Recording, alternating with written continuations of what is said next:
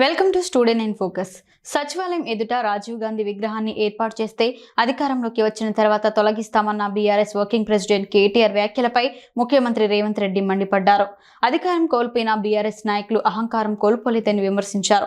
BRS నేతలు అనవసర ఆరోపణలు చేస్తే తెలంగాణ సమాజం బహిష్కరిస్తామని హెచ్చరించారు. డిసెంబర్ 9 లోపు సచివాలయంలో తెలంగాణ తల్లి విగ్రహాన్ని ఏర్పాటు చేస్తామని హామీ ఇచ్చారు. ఈ రోజు ఈ దేశం అభివృద్ధి పదం వైపు నడుస్తున్నది అనంటే ఈ దేశం ఇంత బలంగా ఈ దేశం యొక్క సమగ్రతను కాపాడడానికి రాజీవ్ గాంధీ గారు తన ప్రాణాలను సైతం త్యాగం చేసింది. శ్రీమతి ఇందిరాగాంధీ గారు ఈ దేశ సమగ్రతను కాపాడడానికి వారు అమరులై ఈ దేశం యొక్క సమగ్రతను కాపాడారు. అదేవిధంగా పండిట్ జవహర్లాల్ నెహ్రూ గారు ఈ దేశ స్వతంత్రం కోసం 10 సంవత్సరాలు జైల్లో మగ్గి దేశానికి స్వతంత్రం తెచ్చి మొట్టమొదటి ప్రధానమంత్రిగా ఈ దేశంలో education and irrigation is our priority అని చెప్పి విద్యా యూనివర్సిటీలను తీసుకొచ్చిండ్రు. సాగునీటి ప్రాజెక్టులను కట్టి ఈ దేశాన్ని కరువు నుంచి బయటపడేసిండ్రు. అట్లాంటి వారసత్వంలో వచ్చిన రాజీవ్ గాంధీ గారు వారి సతీమణి శ్రీమతి సోనియా గాంధీ గారు ఉక్కు సంకల్పంతో 60 సంవత్సరాల తెలంగాణ ఆకాంక్షను తెలంగాణ రాష్ట్రాన్ని ఏర్పాటు చేయడం ద్వారా వారు మన కళను సాకారం చేశారు.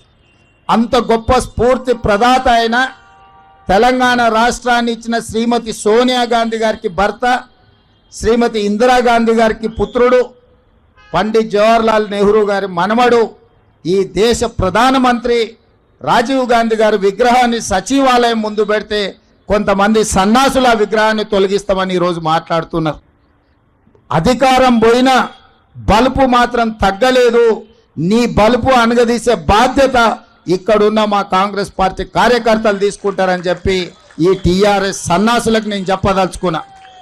ఆ సన్నాసి దుఃఖం బాధ ఏందని నేను కనుక్కుంటే అక్కడ వాళ్ళ అయ్య విగ్రహం పెడదాం అనుకున్నాడట. వాళ్ళ అయ్య పోయేదెప్పుడు, వీడు పెట్టేదెప్పుడు అక్కడ విగ్రహము?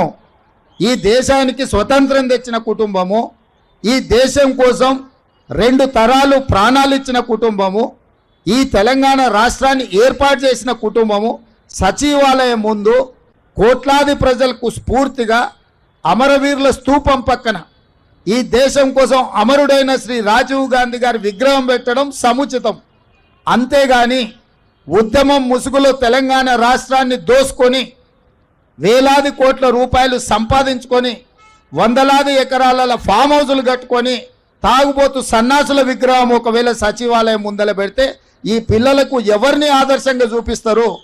పొద్దున్న లేస్తే రాత్రి వరకు తాగి ఫామ్ హౌస్లో పొర్లాడే కేసీఆర్ విగ్రహం ఉండాలన్నా అక్కడ సచివాలయం ముందల, లేకపోతే దేశం కోసం ప్రాణత్యాగం చేసిన రాజీవ్ గాంధీ విగ్రహం ఉండాలన్నా తెలంగాణ సమాజం ఆలోచన చేయాలి. నిన్నటికి నిన్న సన్నాసి రాజీవ్ గాంధీ విగ్రహం తొలగిస్తే మేము అధికారులకు వస్తే అని అంటుండు. నేను ఒక్క మాట చెప్పదలుచుకున్నా. ఇక నాకు మంచి మాటలు రావు కానీ ఒక్క మాట అయితే చెప్పదలుచుకున్నా. ఎవడైనా శాతనైతే వచ్చి రాజీవ్ గాంధీ విగ్రహం మీద చేయి పెట్టండి బిడ్డ, చెప్పు దిగకపోతే చూస్తా నేను.